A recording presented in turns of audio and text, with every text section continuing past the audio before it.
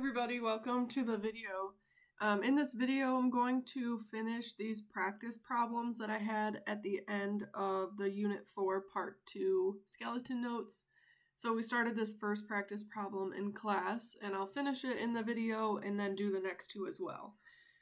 But before we get started, I think it's important to note that research in chemistry education, and math education, so research in how students learn science and math, indicates that watching someone else complete a problem, so if you're just sitting at home watching this video, writing down notes as I write them, but you're not trying out the problem, that's not the best way to learn.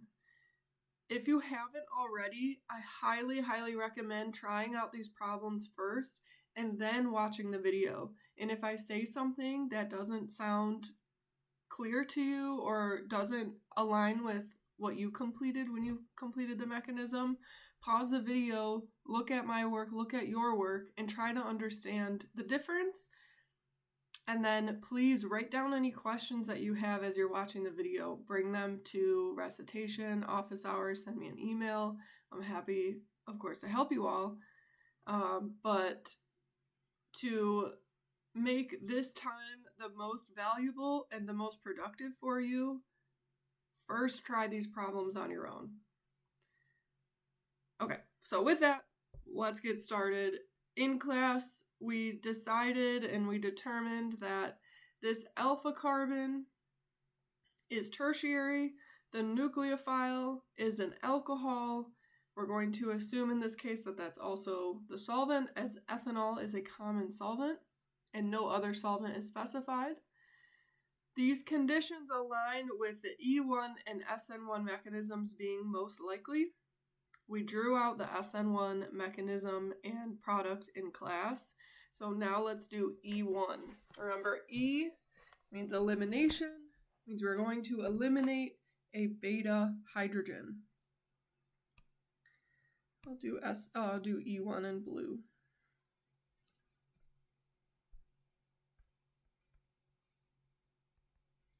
So we have the same starting material, it's the same leaving group, same alpha carbon, of course, so drawing the same thing as what's drawn above.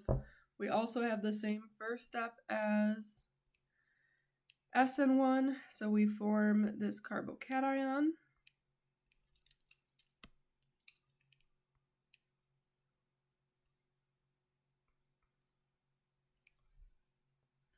And the second step is what's different. So we're not having the nucleophile attack the electrophilic carbon, which is the carbocation.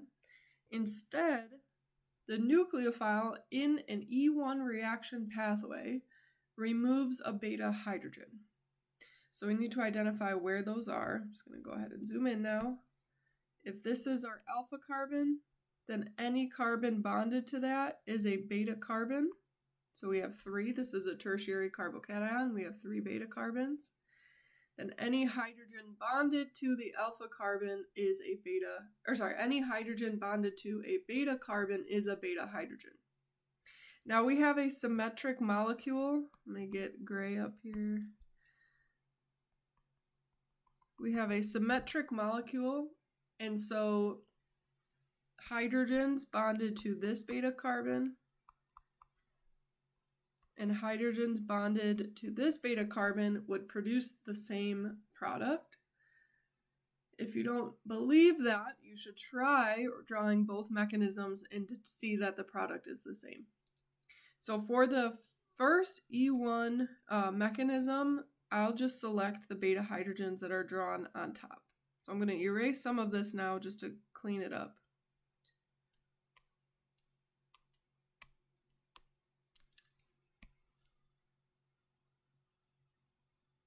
Okay, so we've got our carbocation structure back. I've emphasized those 2 hydrogens on one of the 3 beta carbons. And we'll do the next step, which is nucleophile eliminating a beta hydrogen. So we have ethanol as the nucleophile. Now the only atom in ethanol that has non-bonding electrons which is the only atom that can create a new bond, is the oxygen. So the curved arrow must start at the oxygen electrons and end at the hydrogen atom. And then we have one more arrow that we need, which is the carbon to hydrogen bond. Electrons are now shared between the two carbons. And these two steps produces that final E1 product. And we also have protonated ethanol, which we can leave as a byproduct. I did forget to put Br minus here as well.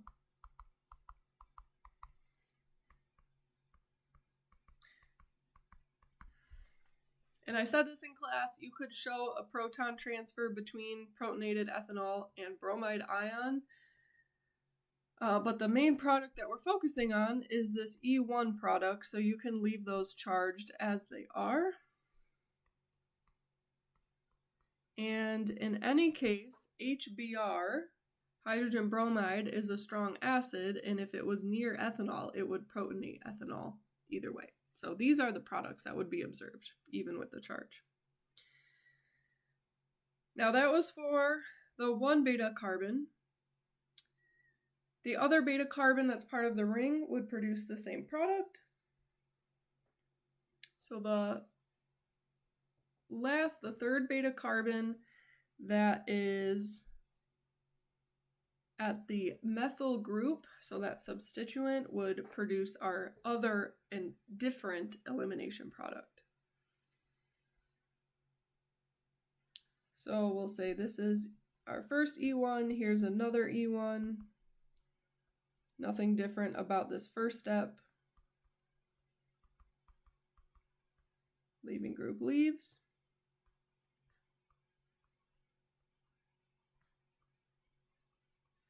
We've got the carbocation, and now we're focusing on that beta carbon. So I'll emphasize the 3 hydrogens that are here. I will draw the nucleophile.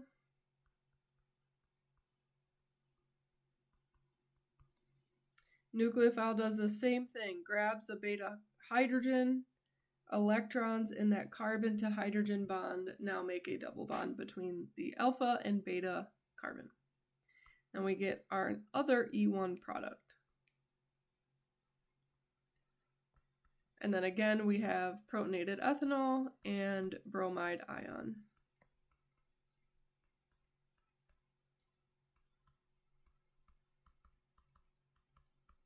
Okay, so we have another E1 product.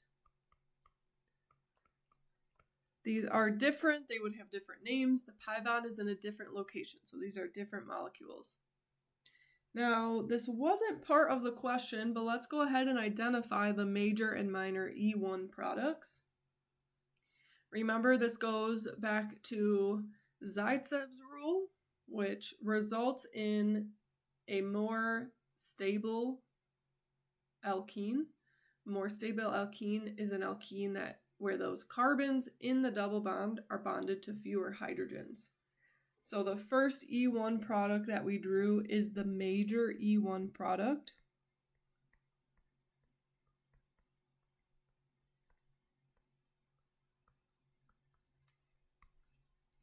And the second one is the minor because more hydrogens are bonded to the carbons in the double bond. This is the minor E1 product.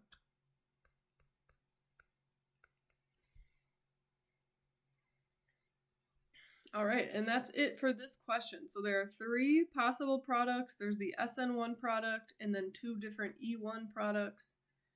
Comparing the 2 E1 products, the first one that we drew is major because we have a more substituted alkene. Second one that we drew is minor because we have a less substituted alkene.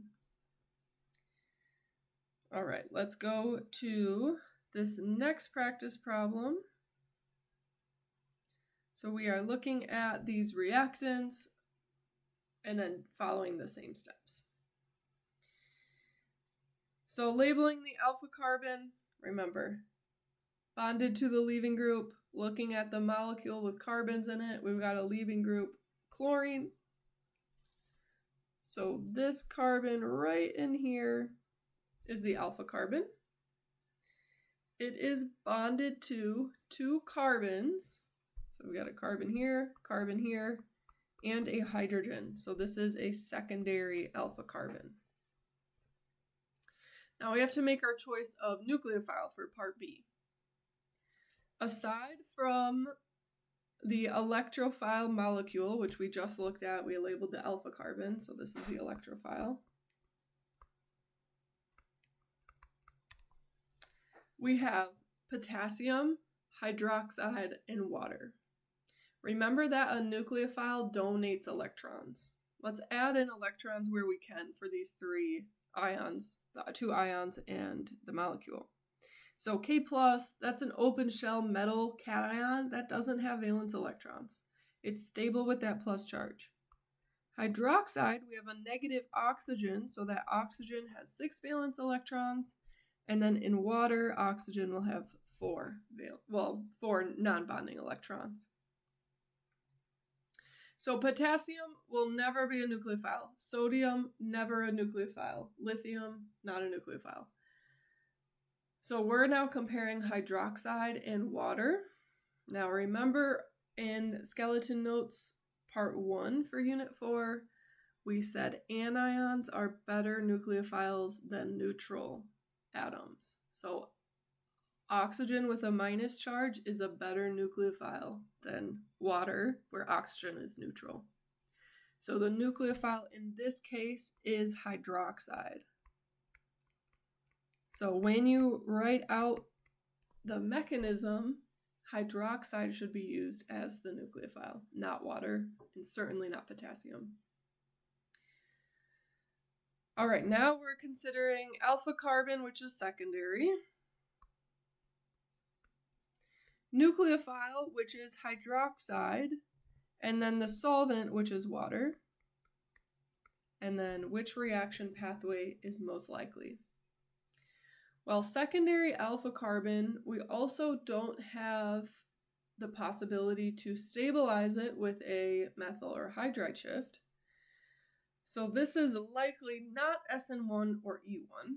So now we're comparing between SN2 and E2. And let's look at that nucleophile, which is hydroxide.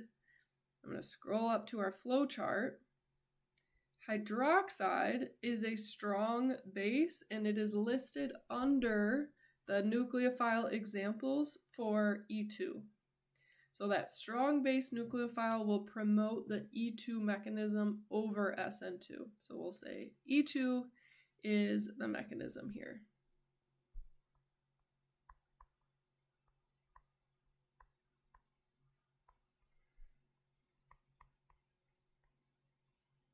Okay, so now we need to draw the mechanism for E2.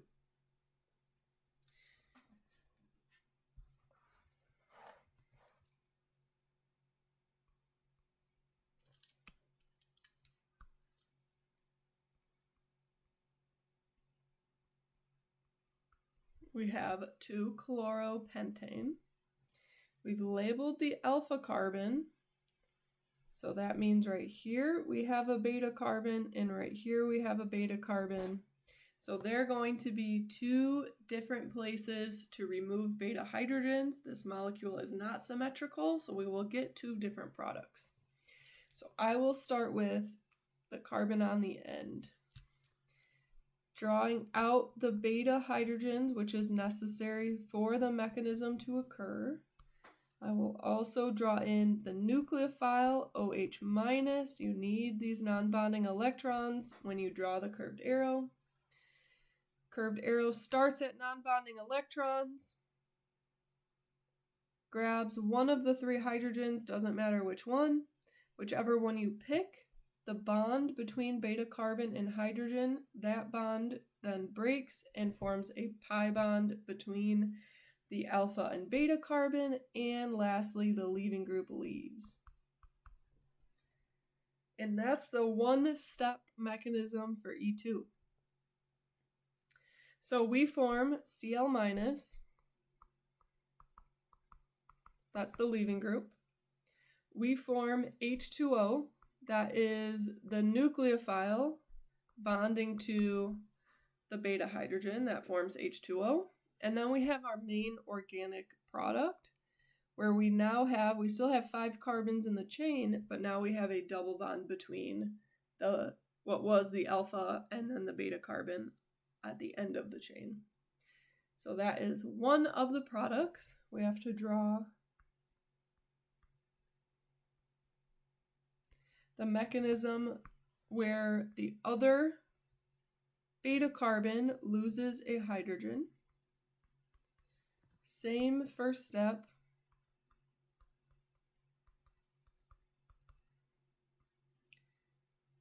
Nucleophile grabs the hydrogen. That arrow starts at the oxygen electrons and ends at the beta hydrogen atom.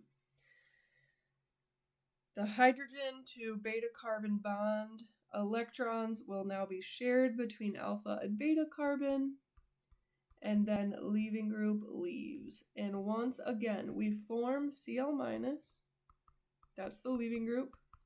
We form H2O, that's the nucleophile that had grabbed another hydrogen. And then we also form our main organic product. We still have 5 carbons in a row, but now that pi bond is between carbons 2 and 3. Again, we have 2 elimination products, so we can use Zaitsev's rule to see if one is major and one is minor. For the same reason as the previous example, Zaitsev's rule, the first product is less substituted. There are 3 hydrogens bonded in total to the 2 carbons in the double bond. I'll draw them out for clarity.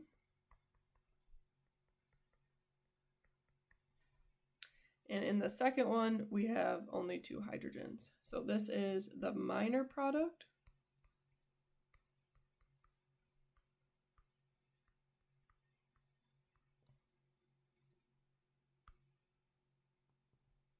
And this is the major.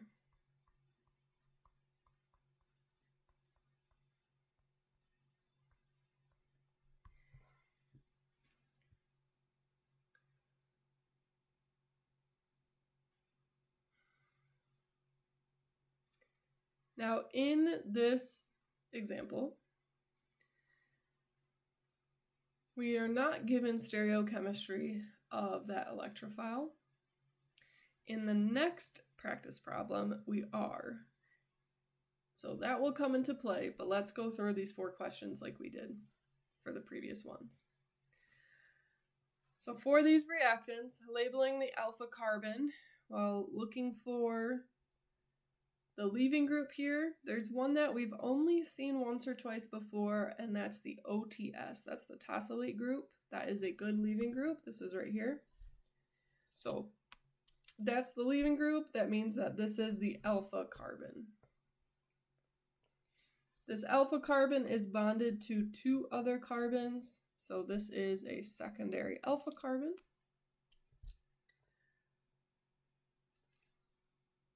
Now the nucleophile, we have a similar mixture around the arrow here. We have to determine which one is the nucleophile. Certainly not sodium, doesn't have valence electrons to share. It's also a metal. It will not create a covalent bond. It will only exist in ionic bonding interactions. So we have methanol, the solvent, and methoxide, that anion. In methoxide, this oxygen has 6 valence electrons. In methanol, it has 2. We've got an anion versus a neutral molecule. The anion is the better nucleophile.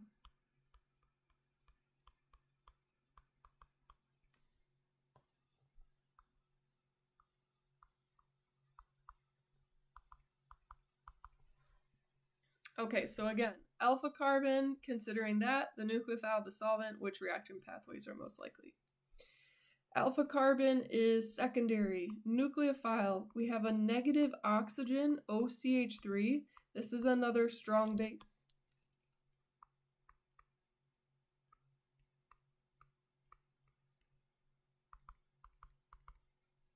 And then solvent is protonated, well, not, I guess, protonated methoxide, but it is just an alcohol, methanol. So with a secondary alpha carbon and a strong base nucleophile, same as the previous reaction, E2 is most likely.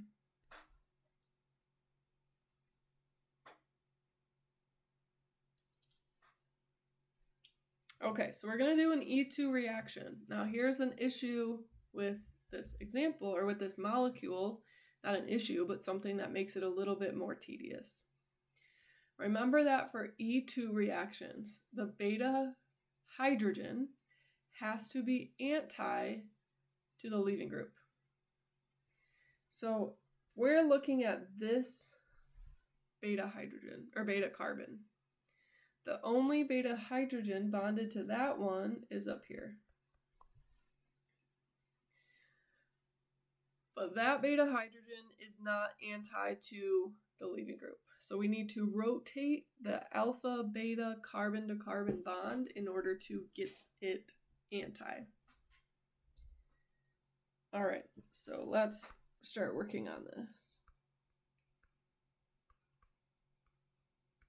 This is something, even if you're here and haven't tried it yet, you might pause, try drawing the Newman projection. I will put the beta carbon in front and the alpha carbon in the back when I draw it out, but you could do it the other way. Try rotating, try getting the beta hydrogen anti, and then do the mechanism.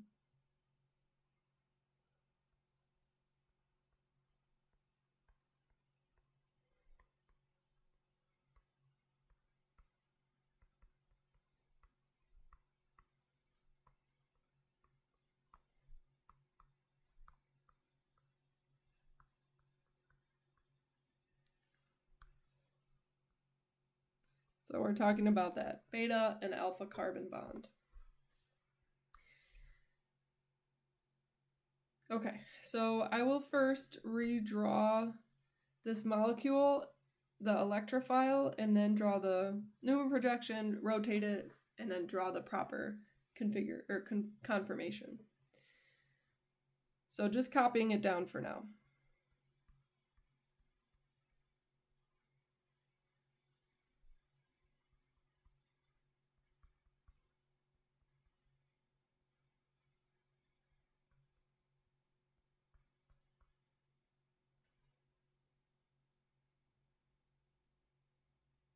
I'm going to simplify this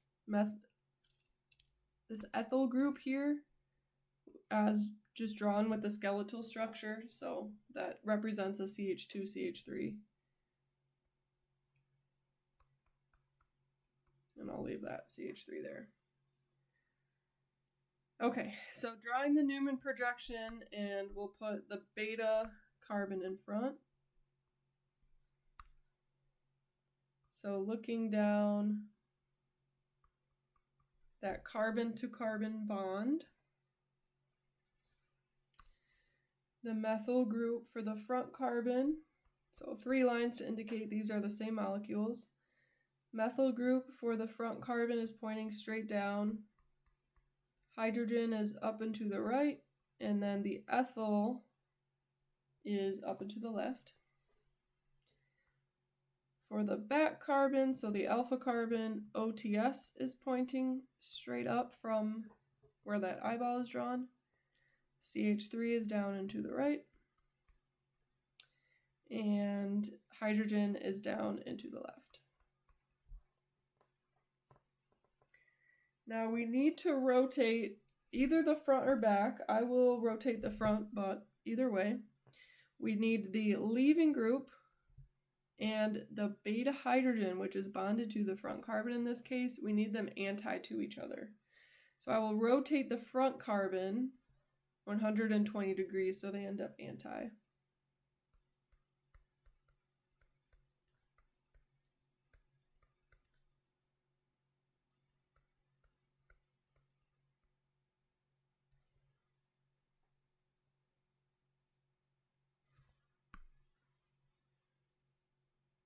So the back carbon, all those substituents are in the same place.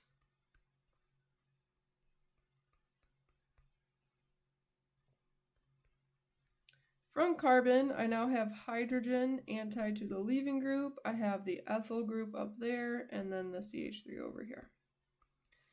So now leaving group, beta hydrogen are anti to each other. Now we need to convert this back to a wedge dash drawing. So I'll do this up here. We're going to say the same thing that we rotate front carbon. We'll say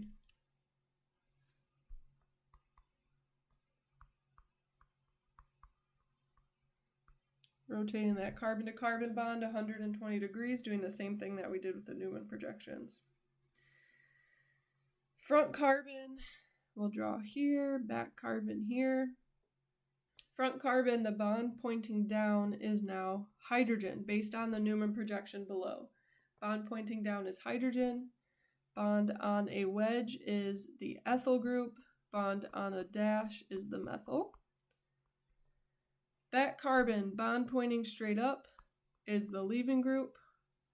Down and to the right is the methyl. This didn't change from the beginning.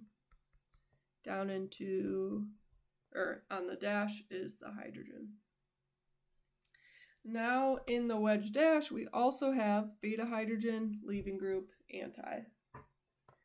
So now we can draw the proper mechanism. We've got the nucleophile.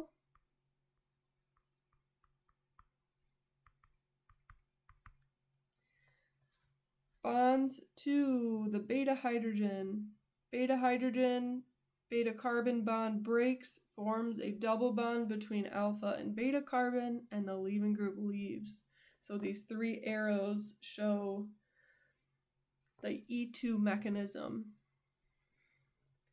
The product now, we've got carbon to carbon double bond. We have on what was the alpha carbon a CH3 group and a hydrogen. On the beta carbon, we have ethyl and a methyl.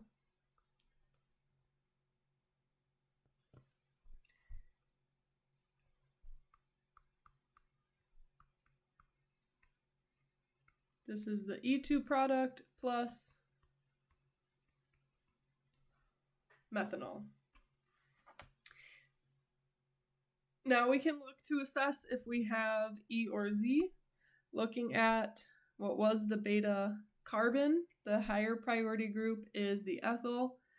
What was the alpha carbon, higher priority group is methyl. These are on the same side, so this is the Z alkene. This is the only product. The E does not form. All right, and that is our E2 reaction. Now this final product, you can also draw it with all straight line bonds.